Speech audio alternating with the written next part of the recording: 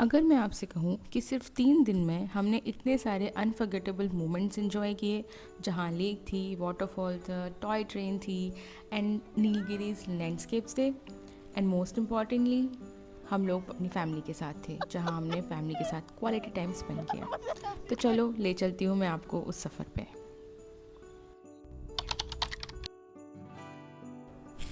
तो हम लोग बैंगलोर से रात के 10:30 बजे की बस से निकले थे और हम लोग सुबह दूसरे दिन 7:30 बजे पहुंच चुके थे।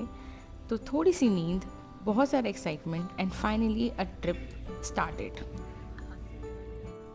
तो सबसे पहले हम लोग अपने एयरबीएनबी पहुँचे and honestly it was above the expectations. And since it was very early in the morning, तो मैंने पहले से बात की हुई थी ओनर से, and he was so polite. He was saying कि आप बिल्कुल आ सकते हैं, अर्ली चेक इन कर लीजिए। And yes, we are in. And यहाँ पहुँचने के बाद हम लोग इतने खुश थे। It has all the facilities we needed and it was spacious and peaceful. So let me continue the tour for you.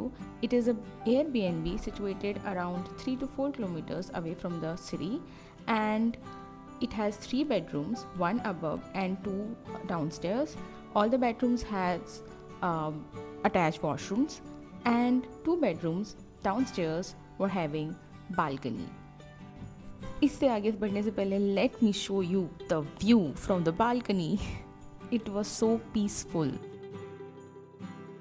And हम लोगों का सिर्फ यहाँ बैठने का मन कर रहा था। होस्ट और केयर टेकर बहुत पोलाइट थे, और अगर आप भी फैमिली के साथ ट्रिप प्लान कर रहे हैं तो this is the right place for you. I will add the details in the description.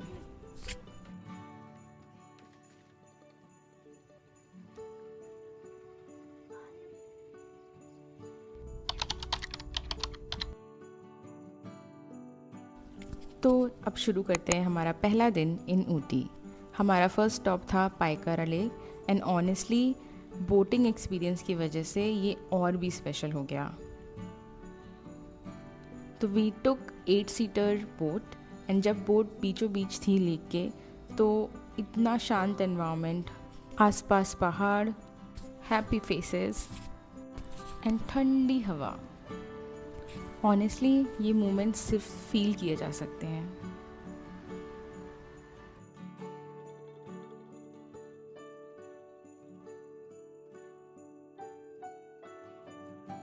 हमारा अगला स्टॉप था पाइकारा वाटरफॉल्स, और यहाँ पहुँचते ही बारिश ने हमारा वेलकम किया. तो हमने भी रेनकोट निकाले, अम्ब्रेला निकाला, एंड वी डिडंट स्टॉप.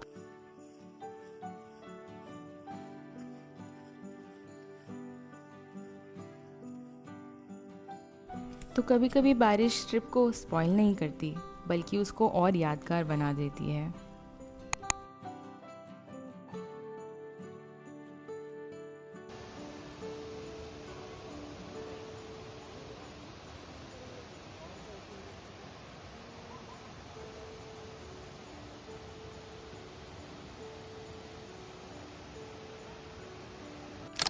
और ऑब्वियसली इतनी ब्यूटीफुल प्लेस थी और फोटोज़ ना ली जाए तो ये तो हो ही नहीं सकता.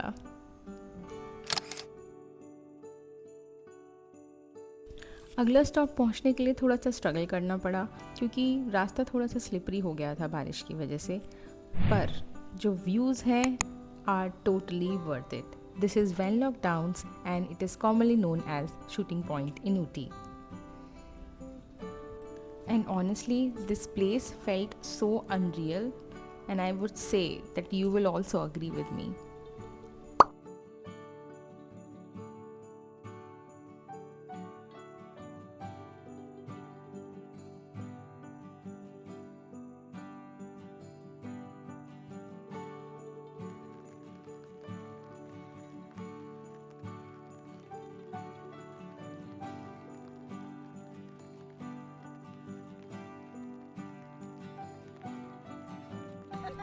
And we lived our childish moments here. Because why not? ये moments दोबारा तो नहीं आएंगे, तो क्यों ना इसको fully enjoy करें.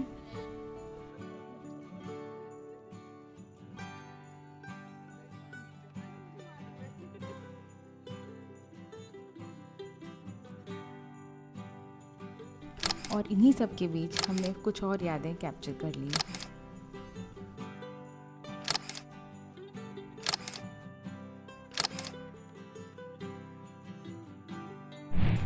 नेक्स्ट हम लोग पहुँचे पाइन फॉरेस्ट। तो थोड़ी देर हमने पेड़ों के बीच वॉक की, काफ़ी अच्छा लग रहा था।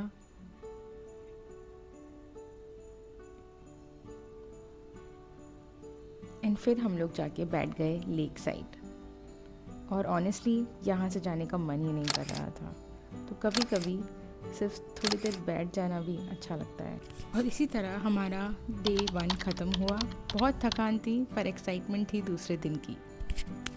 सुबह की शुरुआत हुई ऊटी की फेमस टॉय ट्रेन से, और सच कहूँ तो बचपन की एक्साइटमेंट वापस आ गई थी। So after 1.5 hour of beautiful journey, we reached Kunur.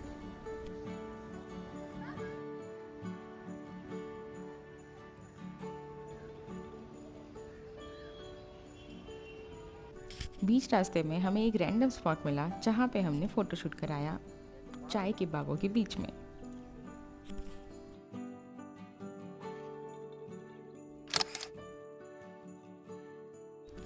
तो कभी कभी बेस्ट प्लेसेस प्लानिंग से नहीं, बस अचानक मिल जाते हैं, and that is the best part, right?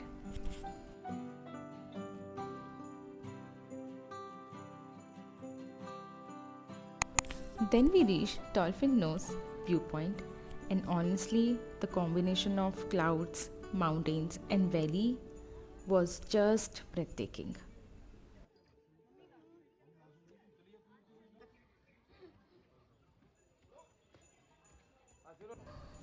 फिर हम लोग पहुँचे ब्रुकलिन टी फैक्ट्री, और यहाँ जाकर पहली बार डिटेल में देखा कि चाय का एक कप बनने के लिए कितनी मेहनत लगती है।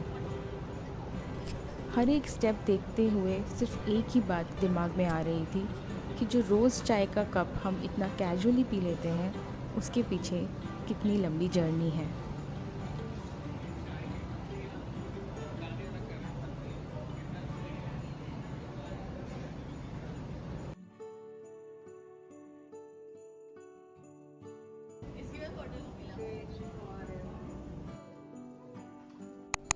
इसके बाद हम लोग सिम्स पार्क गए। छोटा सा स्टॉप था ये हमारे लिए, पर ग्रीनरी हर जगह देखने लायक थी। और फिर से टॉय ट्रेन। पापा तो बस वीडियो रिकॉर्ड करना चाह रहे थे, और हम लोग बस उनको बच्चों की तरह समझा रहे थे कि आपका फ़ोटो भी लेंगे, चिंता मत करो।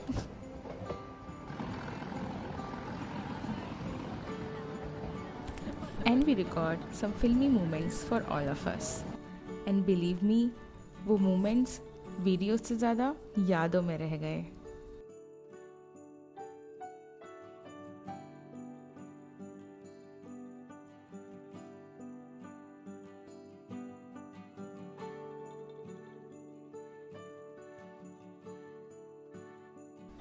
और देखते ही देखते डे 2 भी ख़त्म हो गया, पर we had so many beautiful moments captured.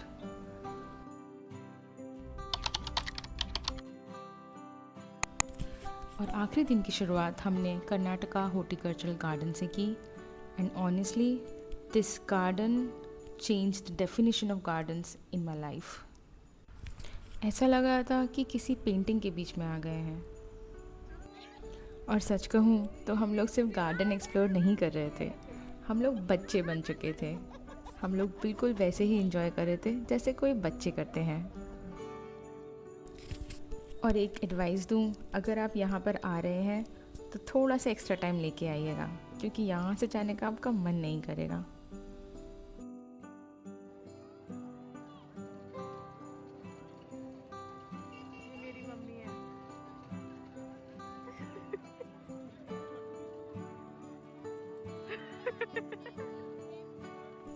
पापा तो हर कॉर्नर पे फ़ोटो लेने के लिए एकदम रेडी थे, और हम लोग सिर्फ उनके पीछे पीछे चल रहे थे।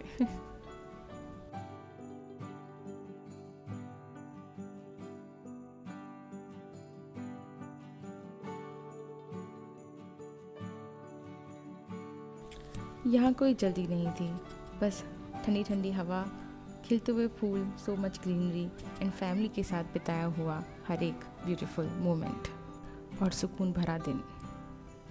और शायद इसीलिए ये जगह हमारी पूरी ट्रिप के फेवरेट मोमेंट्स में से एक बन गया।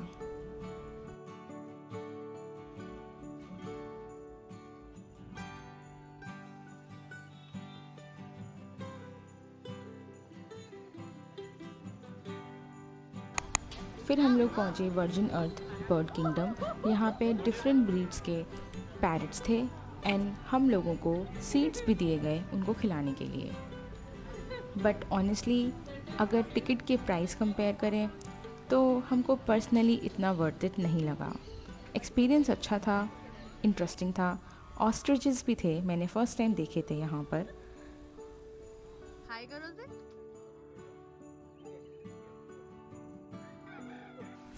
We all tried our best कि कोई तो एक पैरेट हमारे हाथ पे आके बैठे सीड को खाने के लिए, लेकिन ये सिर्फ राहुल को एक्सपीरियंस करने को मिला, बाकी सब सिर्फ कोशिश ही करते रह गए। So overall, it was interesting experience. Finally, we reached Ooty Botanical Garden और यहाँ एक रील शूट करने में इतना टाइम चला गया, इतने रीटेक्स लिए, पर फाइनली एक परफेक्ट शॉट मिल ही गया। बाय द वे, वो रील देखना ज़रूर इंस्टाग्राम पेज पे। और इसी तरह ऊटी और कुनूर का हमारा ये छोटा सा 3 दिन का सफ़र ख़त्म हुआ। पर जाने से पहले फिर से एक बार इस जगह को रुक कर फील कर लेते हैं।